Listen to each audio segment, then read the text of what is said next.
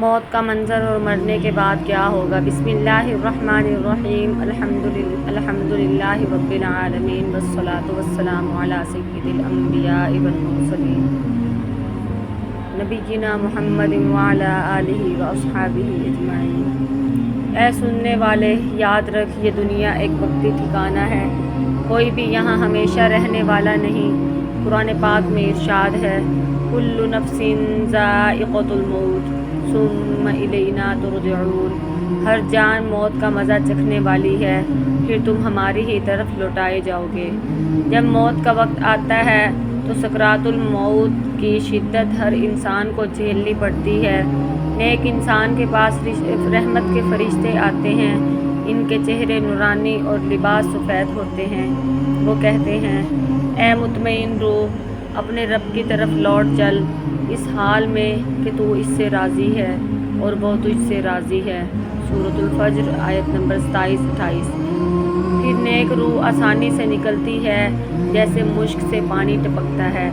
فرشتے اس کو جنت کے ریشمی کپڑوں میں لپیٹتے ہیں اور خوشبودار مشک لگا دیتے ہیں۔ لیکن گناہ گار یا کافر کے پاس سخت چہروں والے فرشتے آتے ہیں۔ وہ کہتے ہیں، اے خبیث روح، نکل اللہ کے عذاب اور اللہ کی طرف۔ استغفر اللہ۔ پھر اس کی روح جسم سے ایسے کھینچی جاتی ہے جیسے کانٹوں سے بھرا لوہا گیلی اون میں گھسیٹا جائے۔ استغفر اللہ۔ رسول اللہ صلی اللہ علیہ وآلہ وسلم نے دعا کی، اللہم اعنی علی سکرات الموت، اے اللہ مجھے موت کی سختیوں میں آسانی عطا فرما۔ جب میت کو قبر کی طرف لے جایا جاتا ہے تو تین چیزیں ساتھ چلتی ہیں، اس کا مال، اس کا خاندان اور اس کے اعمال۔ مال قبر کے دروازے پر رہ جاتا ہے، خاندان دفن کر کے واپس چلا جاتا ہے اور اعمال قبر میں ساتھ رہ جاتے ہیں۔ جب انسان کو قبر میں رکھا جاتا ہے تو قبر اسے اپنے انداز میں خوش آمدید یا بد آمدید کہتی ہے۔ اگر نیک ہے تو قبر کشادہ ہو جاتی ہے، روشنی سے بھر جاتی ہے۔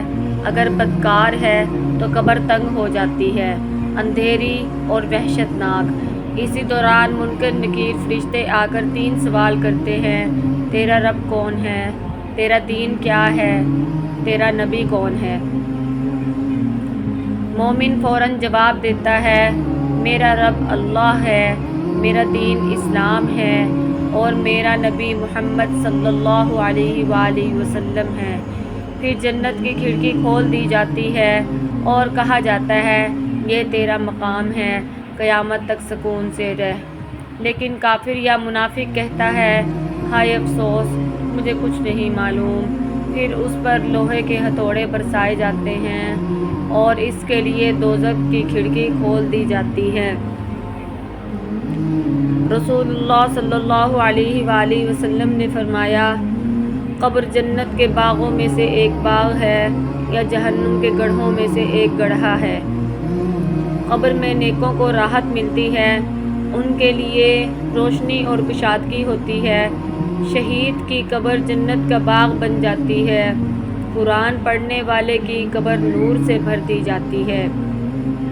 لیکن گناہ گاروں کے لیے قبر عذاب سے بھری ہوتی ہے۔ کسی کی قبر میں آگ جلتی ہے، کسی کی قبر سانپوں اور بچھوؤں سے بھری ہوتی ہے۔ اسی لیے نبی صلی اللہ علیہ وآلہ وسلم نے دعا سکھائی، اللہم انی اعوذ بک من عذاب القبر، اے اللہ میں تیری پناہ مانگتا ہوں قبر کے عذاب سے۔ انسان قبر میں قیامت کے دن تک ٹھہرا رہتا ہے، یہ عالم برزخ ہے۔ قرآن کہتا ہے، وَمِن وَرَائِهِمْ بَرْزَخٌ إِلَىٰ يَوْمِ يُبْعَثُونَ، اور اس کے پیچھے ایک عالم ہے قیامت کے دن تک۔ سورۃ المؤمنون آیت نمبر 100۔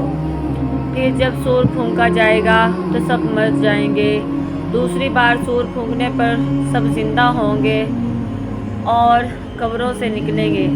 قرآن فرماتا ہے، وَنُفِخَ فِي الصُّورِ فَإِذَا هُم من الاجداث الى ربهم ينسلون، اور سور پھونکا جائے گا تو وہ قبروں سے نکل کر اپنے رب کی طرف دوڑنے لگیں گے۔ سورہ یاسین آیت نمبر 51۔ اس دن سورج قریب ہوگا، زمین تپ رہی ہوگی، کچھ لوگ اپنے اعمال کے حساب سے پسینے میں ڈوبے ہوں گے، کوئی ٹخنوں تک، کوئی گھٹنوں تک، کوئی کندھوں تک اور کوئی پورا غرق۔ پھر میدان حشر میں میزان لگایا جائے گا، نیک لوگوں کے اعمال بھاری ہوں گے اور وہ کامیاب ہوں گے، گناہ گاروں کے اعمال ہلکے ہوں گے اور وہ ناکام ہوں گے۔ قرآن میں فرمایا گیا فَمَن ثَقُلَتْ مَوَازِينُهُ فَأُولَئِكَ هُمُ الْمُفْلِحُونَ وَمَنْ خَفَّتْ مَوَازِينُهُ فَأُولَئِكَ الَّذِينَ خَسِرُوا أَنفُسَهُمْ، جن کے پلڑے بھاری ہوں گے وہی کامیاب ہوں گے اور جن کے ہلکے ہوں گے وہ خسارے میں رہیں گے۔ سورۃ المؤمنون آیت نمبر 102 103۔ پھر جب ہر شخص کو پل صراط سے گزرنا ہوگا، نیک بجلی کی طرح تیزی سے گزر جائیں گے، کچھ رینگتے ہوئے، کچھ گھسیٹتے ہوئے، اور گناہ گار دوزخ میں جا گریں گے۔ دوزخ کا منظر بہت ہیبت ناک ہوگا، آگ کے شعلے، لوہے کی زنجیریں، کھولتا پانی، زقوم کا درخت۔ قرآن میں ہے ان المجرمین فی عذاب جہنم خالدون، بے شک مجرم جہنم کے عذاب میں ہمیشہ رہیں گے۔ سورۃ الزخرف آیت نمبر 74۔ لیکن جنت کا منظر کتنا حسین ہے، وہاں نہریں ہیں، دودھ اور شہد کی نہریں، وہاں باغات اور محلات ہیں، وہاں نہ غم ہے نہ دکھ۔ قرآن کہتا ہے ان المتقین فی جنات وعیون، یقیناً پرہیزگار لوگ باغوں اور چشموں میں ہوں گے۔ سورۃ الحجر آیت نمبر 45۔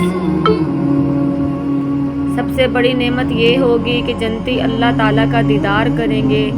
نبی صلی اللہ علیہ وآلہ وسلم نے فرمایا تم اپنے رب کو اسی طرح دیکھو گے جیسے 14ویں رات کا چاند دیکھتے ہو۔